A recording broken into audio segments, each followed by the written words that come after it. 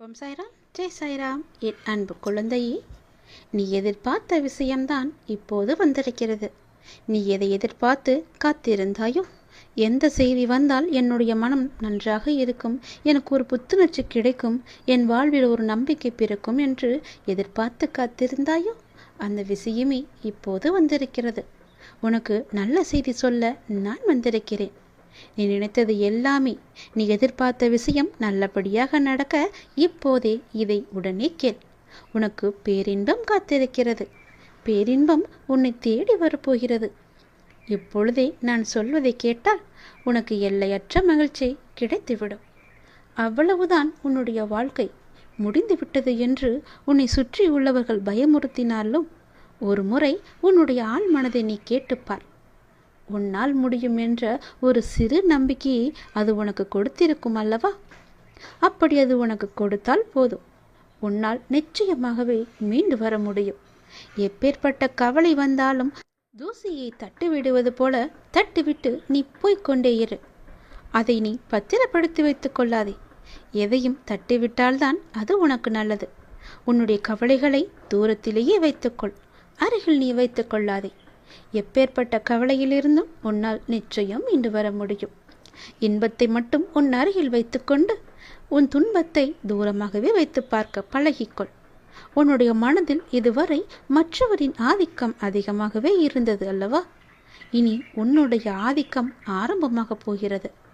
உன்னுடைய வாழ்க்கை மேலே கொண்டு வர ஒரு சிறு துரும்பாக ஏதோ ஒரு வகையில் கிடைக்கும் உதவியோ, துணையோ, பணமோ, ஆறுதலோ, நம்பிக்கை வார்த்தைகளோ உன்னை அது நிச்சயம் மேலே கொண்டு வரப்போகிறது. இதில் நான் சொன்ன ஏதாவது ஒரு உதவி உனக்கு நிச்சயம் கிடைக்கும். அது எப்படி வேண்டுமானாலும் இருக்கலாம். தனி ஒருவனாக இருந்தாலும் தன்னம்பிக்கை கொண்டு நீ ஜெயித்து வரப்போகிறாய். இது நிச்சயம் சாத்தியமாகும். இனிதான் உன்னுடைய வாழ்க்கை மேலோங்க போகிறது. உன் வாழ்க்கை முடிந்து விட்டது என்று யார் சொன்னாலும் அதை காதில் வாங்கி கொள்ளாதே. தட்டிவிட்டு கொண்டு போய்கொண்டே இரு. உனக்கு அங்கு வெற்றி இலக்கு காத்து கொண்டிருக்கிறது. நல்ல வாழ்க்கை நிறைந்திருக்கிறது. அதை வேண்டாம் என்று சொல்லிவிட்டு இவர்களிடம் வந்து சேர்ந்து கொள்ளாதே. உன் அப்பா சொல்வது உன்னுடைய நன்மைக்காக. யார் பயமுறுத்தினாலும் அதை கண்டு கொள்ளாதே. உன்னுடைய ஆதிக்கம் தலை தூங்கப் போகிறது. யாராவது வந்து ஒரு சிறு துரும்பாக உனக்கு உதவி செய்வார்கள். அது எப்பேற்பட்ட உதவியாக இருந்தாலும் அந்த உதவியை நீ ஏற்றுக்கொள். அவர்களை நீ உதாசீனம் செய்து விடாதே. எல்லாம் சரியாக போய்கொண்டிருக்கிறது. வெற்றி பெறுவதற்கான வாய்ப்புகள் நிறையவே வந்து கொண்டிருக்கிறது. அதற்கான முழுமையான காலகட்டத்தில் தான் இப்போது நீ இருந்து கொண்டிருக்கின்றாய். இந்த காலகட்டம் உனக்கானது. உன் வாழ்க்கை மேலோங்க போகிறது. அதற்கான ஏற்பாடுகளை எல்லாம் நான் செய்து விட்டேன். உன்னுடைய வாழ்க்கையில் அதை நான் கொண்டு வரப்போகிறேன். எப்போதும் நீ தயாராகவே இரு. அது எந்த நொடி வேண்டுமானாலும் உன் வாழ்க்கையில் வந்து விடலாம். அப்பா சொல்வது உண்மையாகவே நடக்கும். உன்னுடைய வாழ்க்கையில் உன் நேர்மறை எண்ணமும் உன் மீது அன்பு வைத்தவர்களும் உனக்காக செய்கின்ற பிரார்த்தனைகள் நிறையவே இருக்கின்றன. முழுமையான அன்பு வைத்தவர்கள் தான் அவர்கள். உன் கூடவே இருப்பவர்கள் தான் அவர்கள். அவர்கள் உன்னை பற்றியே நினைத்து கொண்டிருக்கின்றார்கள். அவர்கள் உனக்காக நிறையவே பிரார்த்தனை செய்து கொண்டிருக்கிறார்கள். அவர்கள் எல்லாம் சேர்ந்து உன்னை வெற்றியை நோக்கி அழைத்து செல்ல போகிறார்கள். மகிழ்ச்சியாக இரு. நமக்காக யாருமே இல்லை என்று கவலைப்பட்டு கொண்டிருந்தாய் அல்லவா? உன்னுடைய அன்பான உறவு, உன்னை சுற்றியுள்ள அன்பான உறவுகள் எல்லாம் உனக்காகவே இருக்கின்றன. பொய் உறவை நம்பி உண்மையான அன்பை நீ தொலைத்து விடாதே. உன்னை வெற்றி பெறுவதற்கான காலகட்டம் இது. யாரையும் எளிதில் நம்பவும் கூடாது, யாரையும் எளிதில் நம்பாமல் இருக்கவும் கூடாது. நீதான் அறிந்து புரிந்து நடந்து கொள்ள வேண்டும். உன் அப்பாவின் உண்மையான அன்பை நீ புரிந்து கொண்டாய் அல்லவா? அது போலவே மற்றவர்கள் அன்பையும் புரிந்து கொள். சிலர் உன்னிடம் முகமூடி போட்டுக்கொண்டு பழகலாம். அந்த முகமூடியை நீ யார் என்று தெரிந்து கொண்டு நீ உண்மையான அன்பு வைக்க வேண்டுமா என்று யோசித்து பிறகு நீ செய். என் பிள்ளையான உனக்கு தேவையானதை என்னிடம் மட்டுமே நீ கேள். அதை உன்னிடம் நான் கொண்டு வந்து சேர்ப்பேன். எங்கும் எப்போதும் எவரிடமும் நீ கெஞ்சக்கூடாது. உன்னை கெஞ்சும்படி நான் வைக்கவும் மாட்டேன். உன் தேவைக்காக எல்லாவற்றையுமே நான் செய்து தருகிறேன். உன்னுடைய வாழ்க்கையில் தேவை என்பது இல்லாத அளவுக்கு பல நல்லதுகளை நான் கொண்டு வந்து சேர்க்கிறேன். நீ என்னுடைய குழந்தையாகிவிட்டாய். என்னை நீ முழுமையாக நம்பிவிட்டாய். அப்படி இருக்கும்போது நான் கைவிட்டு விடுவேனா என்ன? நீ என்னுடைய செல்லமான அன்பான உயிரான குழந்தை அல்லவா? நீ எதிர்பார்த்த விஷயம் உன் மனதில் அவ்வப்போது ஏதோ ஒரு நறுடலை ஏற்படுத்தி கொண்டே இருக்கிறது. நாம் எதிர்பார்த்து கொண்டிருக்கும் விஷயம் எனக்கு நல்லபடியாக நடக்குமா, நடக்காதா, யாராவது வந்து அதை இடைஞ்சல் பண்ணுவார்களா என்று உனக்குள்ளே ஒரு பெரிய குழப்பம் நடந்து கொண்டே இருக்கிறது. அந்த குழப்பத்தை எல்லாம் தீர்ப்பதற்காகத்தான் நான் வந்திருக்கின்றேன். நிச்சயம் நடக்கும். உன் வாழ்க்கையில் நீ எதிர்பார்த்தது போலவே உன் வாழ்க்கை நல்லபடியாக அமையும். உனக்கு பேரின்பம் காத்து கொண்டிருக்கிறது என்று சொன்னேன் அல்லவா? அது இன்னும் 2 நாட்கள் தான். 2 நாட்களில் அந்த பேரின்பத்திற்கான முதல் அறிகுறி உன்னை வந்து சேரும். இதை நீ உடனே கேட்டு நான் சொல்வது போலவே செய். எதை பற்றியும் நீ சிந்திக்காதே. ஏனென்றால் நீ என்னை உன்னுடைய அண்ணனாகவோ தந்தையாகவோ தோழனாகவோ பல உறவுகளாகவோ ஒரு நல்ல குருவாக நினைத்து கொண்டிருக்கின்றாய் அல்லவா? முன் ஜென்மத்தில் நீ என் மீது கொண்டிருந்த பாசமும் பக்தியும் தான் உன்னை இப்போதும் என்னுடைய உறவாய் நினைக்க வைக்கின்றது. நம்முடைய பந்தம் இன்றோ நேற்றோ வந்ததல்ல, அது காலம் காலமாக வந்தது. அது உனக்கு தெரியாது. இது எனக்கு மட்டுமே தெரிந்த உண்மையான ஒரு ரகசியம். அதை இப்போது நான் சொல்கிறேன். நீ எப்போது என்னை பார்க்க வந்தாய்? இந்த ஜென்மத்தில் என்று நினைக்கிறாயா? கிடையாது. நம்முடைய பந்தமானது ஜென்மம் ஜென்மமாக பல 100 வருடங்களாக உனக்கும் எனக்கும் இன்பம் துன்பம் என எல்லாவற்றிலுமே பங்கு இருக்கின்றது. ஏனென்றால் நீயும் நானும் ஒன்று. நம்முடைய பந்தமானது இன்றோ நேற்றோ உருவானது அல்ல. அது எனக்கு தெரிந்த ரகசியம். இது உனக்கு அறியாது. நீ எப்போது புதிதாக பூத்த மலராக இருக்கின்றாய். நானோ பழைய மலர். அதனால்தான் எல்லாமே எனக்கு தெரிகிறது. நீ என்னை எப்படி பார்த்தாலும் அப்படியே நான் உனக்கு தெரிவேன். என் மீது கொண்டிருந்த பாசமும் பக்தியும் உன்னை எப்போதும் என்னுடன் இணைத்து வைத்து கொண்டே இருக்கும். நீ எந்த உறவாக என நினைத்தாலும் அந்த உறவாக நான் உனக்கு தேவையானவற்றை எல்லாமே நிச்சயம் செய்து தருவேன்.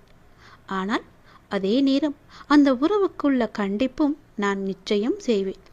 நீ ஒரு தவறு செய்தால் அது நிச்சயம் நான் எதிர்த்து கேட்பேன், உன்னை தண்டிப்பேன். அது எல்லாம் உன்னுடைய நன்மைக்காக மட்டுமே. எனக்கு உன் மீது நிறையவே உரிமை இருக்கிறது. அண்ணனாகவோ அப்பாவாகவோ உன்னை நல்ல வழிப்படுத்துவேன். உனக்கு நெருப்பு வளையமாக நான் பாதுகாத்து கொண்டிருப்பேன் உன்னை சுற்றி. சில நேரம் அந்த நெருப்பின் வெம்மை உன்னை சுடும், ஆனால் உன்னை தாக்காது. சுடுகிறதே என்று அன்று தாண்டி வெளியில் நீ போகிவிடாதே. நெருப்பினால் உள்ளே வர முடியாத பல எதிர்மறைகள் எல்லாம் நீ வெளியே சென்றால் உன்னை நிச்சயம் தாக்கிவிடும். என்னுடைய பாதுகாப்பு வளையத்திற்குள்ளேயே நீ எப்போதும் இருக்க வேண்டும். சில துன்பங்கள் உன்னை பிடிக்கலாம் என்று பார்த்து கொண்டிருக்கிறது. அதனால் என் பாதுகாப்பு வளையத்தை விட்டு எங்கும் நீ வெளியே போகிவிடாதே. பொறுத்திரு. உனக்கான நல்ல காலம்தான் இது. நான் எல்லாவற்றையுமே சரி செய்கிறேன். உனக்கு துணையாக நான் இருக்கின்றேன். எப்போதுமே எங்குமே நான் இருப்பேன். யாருமின்றி தனியாய் நிற்கதியாய் நிற்கிறேன் என்று கலங்கிக் கொண்டிருக்கின்றாய் அல்லவா? அந்த கலக்கமெல்லாம் இனி உனக்கு வேண்டாம். உனக்கு பூர்வ ஜென்ம புண்ணியம் நிறையவே இருக்கிறது. நிறைய பாக்கியங்கள் இருக்கிறது. அதனால்தான் நான் உன்னை என் பிள்ளையாக தேர்ந்தெடுத்திருக்கிறேன் இந்த ஜென்மத்தில். நீயோ என்னை ஒரு நல்ல குருவாக, கடவுளாக, அண்ணனாக, ஒரு சாமியாக எப்படி வேண்டுமானாலும் என்னை ஏற்று அதன் வழியே நீ நடத்தி கொண்டிருக்கின்றாய் அல்லவா? அதனால் உனக்கு எந்த தீங்கும் ஏற்படாது. தனியாக நிற்கவில்லை, உனக்கு துணையாக நான் இருக்கின்றேன். நான் உனக்கு எப்போதுமே துணை இருந்து கொண்டே இருப்பேன். என்னுடைய துணையானது உன்னுடைய வாழ்க்கை முழுவதுமே இருக்கும். பயப்படாதே, எல்லாம் நல்லதாகவே நடக்கும். உனக்கு தேவையானதை நானே செய்து தருகிறேன். நீ எங்கு எப்போது போனாலும் நான் உன் கூடவே பார்த்து கொண்டே இருப்பேன். உன்னுடைய வாழ்க்கை இனி களை கட்டப் போகிறது. உன்னுடைய வாழ்க்கையானது மேன்மை பெறப் போகிறது. எல்லாம் சரியாக சென்று கொண்டிருக்கிறது. வெற்றி பெறுவதற்கான வாய்ப்புகள் எல்லாம் உடைய நிறவில் உன் கையில் வந்து கிடைக்கும். அந்த வாய்ப்பை நீ தவற விட்டு விடாதே. உன் வெற்றியை நோக்கி நீ அழைத்து செல்ல நானே வருவேன். கைப்பிடித்து தூக்கிவிட நான் வருவேன். பயமின்றி மகிழ்ச்சியாக இரு. எல்லாவற்றையும் உன் அப்பா நான் பார்த்து கொள்கிறேன். எல்லாம் உனக்கு நல்லதே நடக்கும். நான் இருக்கிறேன். கலங்காதே. எதற்கும் இருக்கும். அது சில நேரம் தள்ளிக்கொண்டே போகலாம். உனக்கு பல பிரச்சனைகள் இருக்கும். என்னுடைய வேண்டுதல் எல்லாமே உடனே நிறைவேற்ற வேண்டுமென்றால் இதை மட்டும் செய். 8 நாட்களில் எத்தகைய வேண்டுதலும் நிச்சயமாகவே நிறைவேறும். மிகப்பெரிய சக்தி வாய்ந்தது இது. 8 நாட்களில் உன்னுடைய பிரார்த்தனை பலிக்க இதை மட்டும் செய். இனிமேல் நம் கைக்கு கிடைக்காது, எட்டா கனியாகவே இருக்கிறது என்று நீ காத்திருந்து சோர்ந்து போன நம் பிரார்த்தனைகள் கூட 8 நாட்களில் 1000 மடங்கு சதவீதம் நிறைவேற்றக்கூடிய ஒரே வழி இதுதான். இதை நான் செய்து பார்த்து பலன் கிடைத்த ஒன்றுதான். உங்களிடமும் சொல்கிறேன். இதை நீங்கள் சொல்லி செய்துகிட்டே வரும்போது 8 நாட்களுக்குள்ளேயே உங்களுக்கு தெரிந்துவிடும். நல்ல அறிகுறியும் தெரியும். முழு பலனையும் கூட 2-3 நாட்களிலேயே நீங்கள் தெரிந்து விடலாம். வெகு நாட்களெல்லாம் வேண்டாம். வெகு நாட்களாக கிடைக்காமல் போன, தாமதமான போன விஷயங்கள் கூட சட்டென 8 நாட்களில் நடந்துவிடும். நிச்சயம் நிறைவேறும். எப்படி நடந்தது? யார் இதை செய்திருப்பார்? இப்படியும் நடக்குமா? யார் என்றே தெரியவில்லையே. அவர் ஏன் நமக்கு உதவ வேண்டும் என்று பல ஆச்சரியங்கள் நடக்கும். ஆனந்தமாக அதை அனுபவிக்கலாம். இதுவரை அடைக்கப்பட்ட கதவுகள் எல்லாமே திறந்து உங்களுக்கான வழியை காண்பித்துவிடும். இந்த 8 நாள் வழிமுறையை நம்பிக்கையோடு செஞ்சு கொண்டே வாருங்கள். 8 நாட்களுக்குள்ளாகவே உங்கள் பிரார்த்தனை நிறைவேறுவதற்கான வழி உன் கண்களுக்கு தெரியும். நல்ல அறிகுறிகள் தெளிவுபடும். கண்டிப்பாக நாம் வேண்டுவது நமக்கு கிடைத்து கொண்டே இருக்கும். கிடைத்துவிடும் என்ற நம்பிக்கை உங்கள் மனசுக்குள்ளே வரும். பக்தியோடும் ஒருநிலைப்படுத்தப்பட்ட மனதோடும் நம்பிக்கையோடும் இதை செய்யுங்கள். 8 நாட்களுக்குள் நாம் பிரார்த்தனை நிறைவேற வேண்டும் என்ற நம்பிக்கையோடு செய்யுங்கள். நீங்கள் நினைத்த பிரார்த்தனை நிறைவேறும்.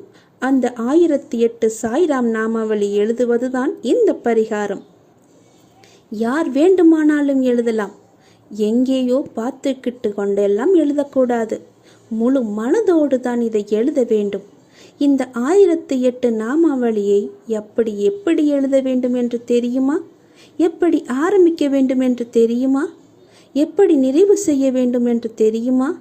எழுதி முடித்த பிறகு அதை என்ன செய்ய வேண்டும் என்று தெரியுமா? இதையெல்லாம் நான் சொல்கிறேன், கேட்டுக்கொள்ளுங்கள். இவற்றை எழுதும்போது நம் மனநிலை எப்படி இருக்க வேண்டும் என்பதை பற்றி சொல்கிறேன். 1008 நாமாவளியை எழுதும் பொழுது நம்முடைய மனநிலை எப்படி இருக்க வேண்டும் தெரியுமா? மன அமைதியாக இருக்க வேண்டும். நம் மனதிற்குள்ளே எந்த ஒரு சங்கடமும் இருக்கக்கூடாது. வேறு எதை பற்றியும் நினைக்கக்கூடாது.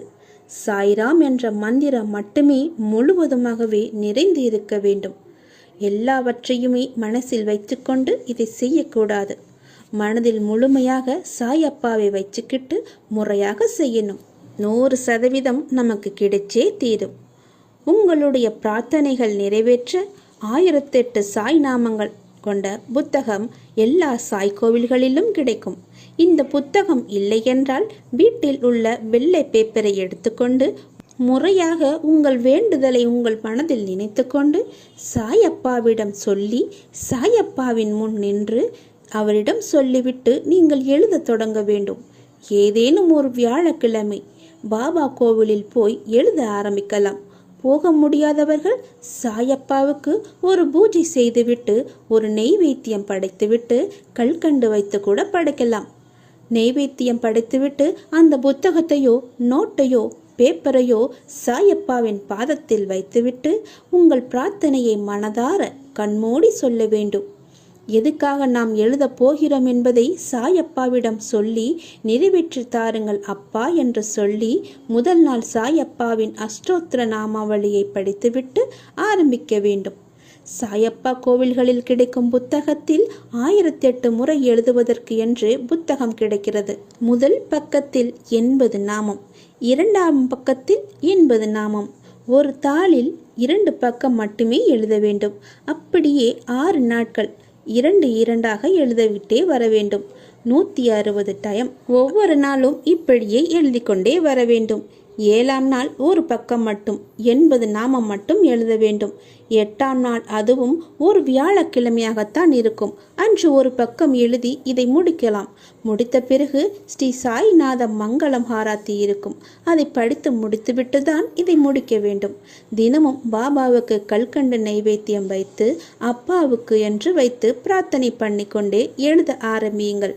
எழுத ஆரம்பிக்கும் போது மிக முக்கியமான விஷயம், அப்பாவிடம் சொன்ன வேண்டுதலை மனசுக்குள்ளே நினைத்து எழுதக்கூடாது. அவர்கிட்ட தான் நாம் ஏற்கனவே முன்கூட்டியே சொல்லிவிட்டோமே. அதனால் எழுதும்போது எந்த மனதிலும் எதுவுமே வைத்து கொள்ளக்கூடாது. ஓம் சாய்ராம் துணை, ஓம் சாய்ராம் துணை, ஓம் சாய்ராம் துணை என்று வாயாலையோ மனதாலையோ சொல்லிக்கொண்டுதான் எழுத வேண்டும். சாயப்பா மட்டும் நினைத்து கொண்டு இதை அமைதியாகவே எழுத வேண்டும். சாயப்பா மட்டும்தான் உங்கள் மனதில் இருக்க வேண்டும். தெளிவான மனதோடு எழுதி முடிக்க வேண்டும்.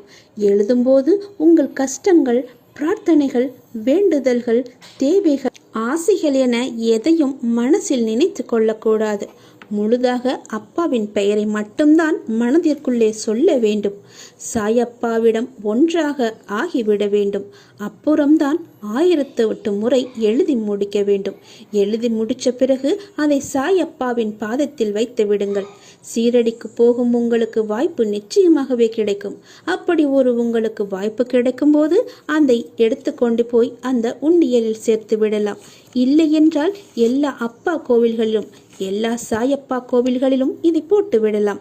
அந்த கடைசி வியாழக்கிழமை நிறைவு செய்யும் போது 9 புத்தகம் வாங்கி போய் சாய் கோவில்களில் 9 பக்தர்களுக்கு தானமாக கொடுக்க வேண்டும். நான் சொன்னது மாதிரியே 8 நாட்களில் எழுதி 8 நாட்களில் எழுதி முடித்துவிட்டு பாபா கோவிலில் போய் வைத்து விடுங்கள். 8 நாட்களில் இதை எழுதி கொண்டிருக்கும் போதே உங்களுடைய வேண்டுதலுக்கான முதல் அறிகுறி உங்களுக்கு தெரிய வரும். 8 நாள் கழித்து இதை பாபாவிடம் கொண்டு போய் சேர்த்து விடுங்கள். 9 பேருக்கு புத்தகம் வாங்கி கொடுங்கள். உங்கள் பிரார்த்தனை முழுவதுமாகவே 1000 மடங்கு நிச்சயமாகவே நிறைவேறும். இது நிதர்சனமான உண்மை. நான் செய்து பயனடைந்த உண்மை. நீங்களும் செய்து பலனடைந்து விடுங்கள். சாயப்பா எப்போதுமே உங்களுக்கு துணையாக இருந்து கொண்டே இருப்பார். நான் வாழ்ந்தது கொஞ்ச நாட்கள். வாழப்போகும் எஞ்சிய நாட்கள் யாரையும் விஞ்சிய வாழ்வை தராவிட்டாலும் மிஞ்சிய நாட்கள் யாரிடமும் கெஞ்சாமல், யாருக்கும் அஞ்சாமல் என்னை வாழ வைப்பாய் என் அப்பனே என்று அவரிடம் நீங்கள் சரணாகதி அடைந்து விடுங்கள். எந்த ஒரு விஷயத்தை செய்தாலுமே அப்புறம் பார்த்து கொள்ளலாம், அப்புறம் செய்யலாம் என்று எதையுமே நீ தள்ளி போடாதே. அப்புறம் என்ன ஆகும் என்று யாருக்கும் தெரியாது, அந்த ஆண்டவன் ஒருவனை தவிர. அதனால் எந்த காரியத்தை எடுத்தாலும் ஆண்டவன் மீது பாரத்தை போட்டுவிட்டு அந்த செயலில் உடனே இறங்கிவிடு. நிச்சயம் மாறும், எல்லாமே மாறும். உன் தற்போதைய நிலைமை மாறி மிக மிக அழகான ஒளிமயமான வாழ்க்கை உன்னை தேடி வரும். எதற்குமே நீ கலக்கம் அடையாதே. உனக்கு நல்லதே நடக்கும். கற்கண்டு போல இனிக்கும் உன் வாழ்வு. இனி எதற்குமே பயப்படாதே, அஞ்சாதே. எதையுமே நீ தள்ளியும் போடாதே. எடுத்த செயலை உடனடியாகவே செய்து முடி. அதில் உனக்கு வெற்றி கிட்டும். நீ நன்றாகவே இருப்பாய். என்மேல் உனக்கு நம்பிக்கை இருந்தால் என்னால் உனக்கு முடியாத காரியம் என்று எதுவுமே இருக்க முடியாது, தெரியுமா? உன் எதிர்காலத்தை பற்றியே எப்போதும் எண்ணிக்கொண்டே இருக்காதே. என்னிடம் வந்த பிறகு இனி எல்லாவற்றையுமே நானே பார்த்துக்கொள்வேன். வாழ்க்கையில் நீ நினைப்பது நடக்கவில்லை என கலங்காதே. உனக்கு கிடைக்க வேண்டியது நிச்சயமாகவே கிடைக்கும். நம்பிக்கையோடும் பொறுமையோடும் என்னுடைய வார்த்தைக்காக நீ காத்திரு. நீ தோற்றாலும் உனது துணிவை மட்டும் நீ இழக்காதே. உடலில் உயிர் உள்ளவரை உனக்கு சாதிப்பதற்கான சந்தர்ப்பங்கள் கிடைத்து கொண்டேதான் இருக்கும். நம்பிக்கையுடன் எழுந்து அந்த நாளை நீ துவங்கிப்பார். என்னுடைய ஆசீர்வாதத்தோடு அதை நீ போராடிப்பார். உன்னுடைய போராட்ட களத்தில் நீயே வெற்றி பெறுவாய். உண்மையான உறவுகளுக்கு விட்டு கொடுங்கள். ஏனென்றால் அதுதான் பாசம். உறவென்னும் பெயரில் உங்களை உபயோகப்படுத்தி கொண்டே இருப்பவர்களை விட்டு உடனே விலகுங்கள். ஏனென்றால் அதுதான் வேஷம். பாசத்திற்கும் வேஷத்திற்கும் இடையே நீ சிக்கிக் கொள்ளாதே. பாசம் எது, வேஷம் எது என அறிந்து சுதாரித்துக்கொள். நம்பிக்கையோடு நீ உன் கடமையை மட்டும் செய். உனக்கான அந்த நல்ல நாள் நிச்சயமாகவே உன்னை தேடி வந்து கொண்டே இருக்கிறது என் தங்கமே. உன் சூழ்நிலையில், இன்றைய சூழ்நிலையில் நீ பணம் இல்லாமல் நீ தவித்து கொண்டிருக்கலாம். ஆனால் நிச்சயமாகவே உன்னுடைய கடன் பிரச்சனை எல்லாவற்றையுமே முடித்து கொடுப்பது என்னுடைய பொறுப்பு. அந்த முடிக்கும் நேரத்தையும் நீ தொட்டு விட்டாய். ஒருபோதுமே நீ கலங்காதே. உன்னை நான் கைவிடவே மாட்டேன். இந்த சூழலில் எனக்கு இத்தனை ரூபாய் பணம் கிடைத்தால் நன்றாக இருக்கும் என்று உன் மனதில் தோன்றுகிறது அல்லவா? நிச்சயமாகவே அந்த பணத்தை நானே உனக்கு கொடுக்கிறேன். இன்றைய சூழ்நிலையில் வைத்து நான் சொல்கிறேன், நிச்சயமாகவே உன்னுடைய கடன் பிரச்சனைகள் எல்லாவற்றையுமே நானே தீர்த்து வைக்கிறேன். நீ நிம்மதியாகவும் ஆனந்தமாகவும் மட்டும் இரு. நிம்மதியையும் ஆனந்தத்தையும் வெளியே போய் தேடாதே. அதை நான் உனக்குள்ளேதான் வைத்திருக்கிறேன். எங்கு தேடினாலும் அது உன் கண்ணுக்கு புலப்படாது. என்னிடம் கேட்டாய் அல்லவா உன் பணப்பிரச்சனையை தீர்ப்பதற்கு? அதை நானே நிவர்த்தி செய்துகிறேன். கடவுளிடம் எதையுமே வேண்டிக் கொள்ளாமல் நன்றி மட்டும் சொல்லிவிட்டு வாருங்கள். உங்களுக்கு தேவையானதை அவர் தானாகவே செய்து தருவார். உனக்கு வேண்டியதை அவரே கொடுப்பார். உன் வேண்டுதல்கள் என்றே நிறைவேறும். நீ நல்ல செய்தியை உடனடியாகவே கேட்பாய். உன்னை தேடி ஒருவர் வருவார். அவரிடமிருந்து அந்த நல்ல செய்தியை பெற்றுக்கொள். உன்னுடைய பணப்பிரச்சனை இன்றே கூட தீர்ந்து விடலாம்.